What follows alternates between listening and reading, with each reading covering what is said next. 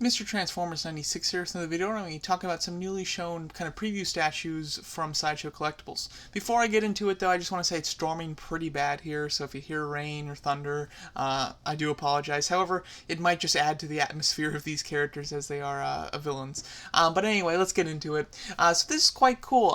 Sideshow did have kind of a Mythos line for Star Wars, which, as you can see, the top right photo is the other figures in the line, which, Obi-Wan, a Gamorrean guard, Darth Vader, Boba Fett, as well as Darth Maul, and they all looked very cool. They're kind of like stylized versions of these characters, essentially, somewhat like.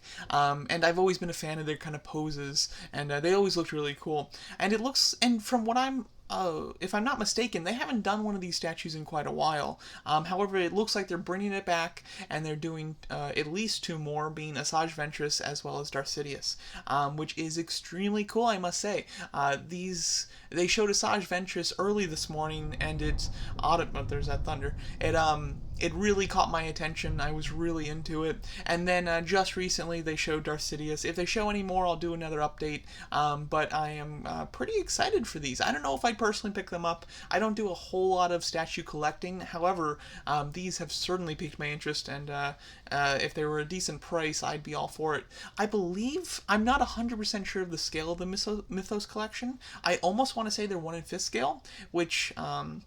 Personally, I like the 1 in 5th scale quite a bit. I think that it offers a better price range, and it's still a large figure, larger than Hot Toys, but it's not quite so behemoth sized as the 1 in 4 scale is. So I do kind of like that scale if it is 1 in 5th. But let's talk about the new statues here, the preview shots that we have them, at least, with Asajj Ventress on the left. She's looking very cool. This very much harkens back to her look in some of the episodes in the Clone Wars oh man, I'm blanking on his name. And I love this character too. Oh, Savage Press. When he was kind of initiated into their kind of clan and chosen to be like the next apprentice to Count Dooku. Her kind of clan of people, Asajj Ventress, kind of wear these style of kind of outfits, the red kind of cloaks with almost like feathers at the back, which I think looks really cool. I'm not sure. I assume that probably in some other forms of media and in books and things, Asajj Ventress has looked like this. But for me personally, the only thing that I ever saw her looking like this in was the Clone Wars. So this very much looks like a Clone Wars style statue to me, which I really like, just because I'm a fan of the Clone Wars. But overall, I think she looks super cool. There's so much going on. The fabric is flowing kind of in the wind in a really aggressive manner, which I think just looks awesome. And of course, Asajj Ventress has always had very unique and cool lightsabers, so it's cool to see them displayed in full effect here. We can't see the lower section of the base, but I assume that it's obviously has the same type of design as these bases, and then it'll probably be some sort of environment piece. As you can see, it looks like she's got one leg up, so it'll probably be a little bit more like Boba Fett's, where kind of standing on a rock or something of that nature.